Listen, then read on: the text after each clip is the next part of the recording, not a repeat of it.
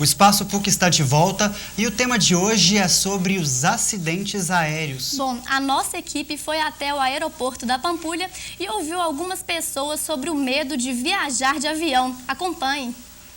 Você tem medo de andar de avião? É a primeira vez que eu vou voar, eu tô com medo, realmente tô com medo. Dá um frio na barriga, né? A gente fica meio assim ansioso, quase não consegue comer, mas a gente fica esperando que dê tudo certo, mas o medo é inevitável. Espero que eu mantenha a calma, não comece a gritar, segurar todo mundo ali, correndo, mas evitar o mico, né? A senhora tem medo de andar de avião? Não, é muito bom e confortável. Na verdade, essa é a primeira vez também, igual meus amigos, né? Chicletinho, as instruções assim, do amigo mais experiente, segurando a mão de um do lado, respira fundo. Você tem alguma teoria sobre o avião que desapareceu? Aquilo ali, ele entrou, foi num buraco negro e sumiu no espaço. Só pode, não tem como o avião sumir. Não tem nenhuma teoria. A gente só sabe que a gente não tem total controle, nem total rastreamento das aeronaves em todo o espaço aéreo, né? Nem fora do Brasil e nem dentro do Brasil. Não faço a menor ideia, minha filha. Mas espero que esse não suma, viu? Espero que esse chegue lá no destino e todos são salvos. Não tem como um avião sumir. Realmente não tem como, Eduardo. O que aconteceu com esse avião da Malaysia Airlines? O paradeiro desse avião? É possível que um avião suma, desapareça? Dada a proporção do acidente que teve, não tem como sumir. Sabe-se aonde está o avião, mas não tem como ter o acesso àquela área especificamente, né? Que é uma área muito...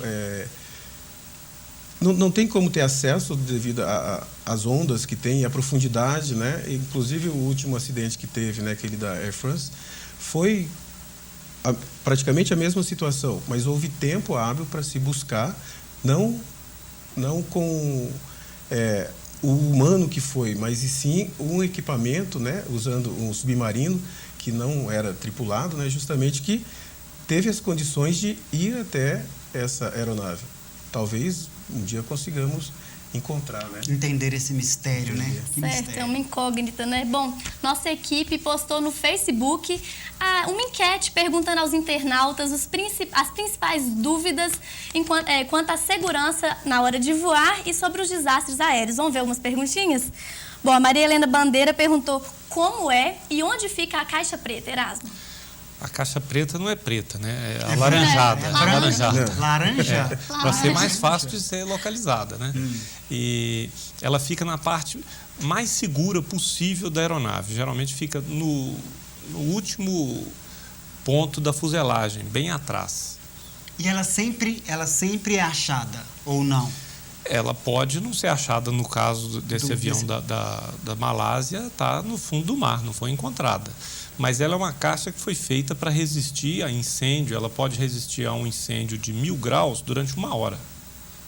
Então, ela é super resistente, ela foi feita para resistir a um impacto de uma aeronave que caia com toda a energia possível.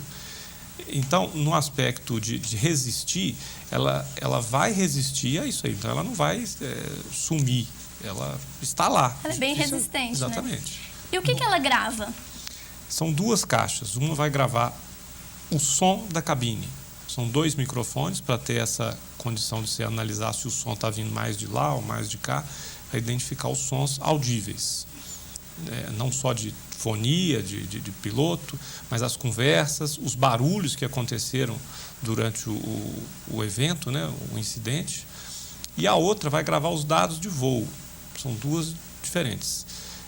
Os dados que podem ser, até hoje em dia, chegam a ser gravados em torno de 300, 400 dados do voo. Aí vai, posição que estava a superfície de comando em tal hora, posição de flap, os trem de pouso estavam baixados ou não, a temperatura externa, a temperatura do motor, a pressão do óleo, a pressurização da aeronave. Ou seja, 300 uma série de detalhes. Isso. Bom, outro internauta, o Bruno Costa, ele quer saber como que o avião se prepara ali em caso de queda no mar. A tripulação, como que ela se orienta os passageiros, né? em caso de queda em alto mar ou em próximo ali à acontece, praia? O que afinal, acontece? Né? É possível? A sobrevivência é maior nesses Claro, casos? interessante a pergunta, porque isso é tema justamente de treinamento, tanto teórico quanto prático, né? A parte, por exemplo, parte da aviação regular, que é a aviação que transporta, né, os passageiros, eles têm a formação justamente com a comissaria, né, os comissários de bordo, justamente nessa parte, que é um treinamento em selva. Então, treina justamente pratica, né, essas atividades. Quando acontecer uma emergência, vamos supor, em caso de um sinistro desse, né, você caiu no mar, caiu numa selva, então, como que você vai sobreviver a isso? Até que os serviços de busca e salvamento consigam chegar e resgatar os sobreviventes. Então, todos esses treinamentos, da parte de atendimento ao passageiro, a parte de treinamento da aeronave, isso, né, até mesmo na reportagem ficou bem claro isso, há muitos treinamentos, né, diferentes manobras que são executadas, panes simuladas, uso de simuladores de voo também, que justamente simulam essas possíveis panes, né, justamente para saber qual que é a atitude que aquele tripulante vai ter diante daquela situação. Então, prepará-lo de uma forma melhor para aquele imprevisto, né? Ok. Bom, o Matheus Veloso escreveu: após esse último terrível acidente, falaram que uma lei que torna a investigação de desastres aéreos sigilosa foi recentemente aprovada. Qual a implicação dessa lei em situações como a do acidente do candidato Eduardo Campos? Essa lei que o Matheus Veloso está se referindo foi aprovada pela presidente Dilma em maio e fala assim: se a polícia ou o Ministério Público quiserem ter acesso, em caso de acidente, à caixa preta e aos dados do voo, ela precisa de autorização judicial. O que o senhor acha sobre isso, Erasmo? Olha, isso é um procedimento não só no Brasil, mas mundial, de que o acidente aeronáutico, em primeiro lugar, ele deve ser investigado com a finalidade de que haja prevenção de acidentes da mesma natureza. E preservando esses resultados e essas informações, em primeiro lugar, para essa finalidade, em seguida virão as outras investigações, mas preservado essa finalidade. Aí, sob a autorização judicial, outros interessados das instituições do país vão ter acesso também, mas desde que não afete essa premissa básica aí, né? Agora, uma curiosidade minha e da Paula, que a gente estava comentando pouco antes de começar o programa. Celular ligado durante o voo, Eduardo, realmente pode causar acidente? É uma crítica que a gente faz, né? Talvez o Erasmo, questão da parte da engenharia, mas assim, a parte dos equipamentos, pode nos falar um pouquinho mais com propriedade isso aí. Mas a questão até mesmo do tráfego aéreo, nós temos dentro das torres de controle até mesmo normas rígidas que proíbem. Mas não só interferência de equipamento, mas pela questão da atenção que você tem que ter, né, com a operação em si. Mas nós vemos a lei evoluir também, que antigamente não se podia nem utilizar durante o voo inteiro. E hoje nós já vemos que nós podemos usar até laptop, aliás, tem até internet dentro do avião. Já que ele passou a bola para você, realmente celular ligado no voo é problema? Eu não acredito. Isso aí foi no início da utilização de celular, criou-se esse mito e proibindo o uso e tal, porque não se tinha provas de que era seguro. Hoje em dia, passado tanto tempo, se você for analisar quantas pessoas estão voando nesse momento no mundo, talvez mais de 1 milhão. Desse 1 milhão, quantas pessoas esqueceram de desligar o telefone? É verdade. Eu mesmo sempre penso assim, nossa, se eu esquecer e for responsável... Então já é prova suficiente de que não... Como eu sou medroso, quando eu coloco o pé no aeroporto, eu já desligo meu celular. Medo. Mas em relação a essas questões relacionadas à qualificação, você acha que a nossa aviação, a aviação brasileira, ela está preparada, ela tem se qualificado cada vez mais para minimizar as estatísticas relacionadas a acidentes, Eduardo? Sim. Voltando à questão, né, do último evento que nós tivemos, nada melhor do que um grande evento para mostrar do que somos capazes, né? E o tráfego aéreo, o sistema do espaço aéreo, né, de controle do espaço aéreo mesmo do Brasil, demonstrou que é capaz, né?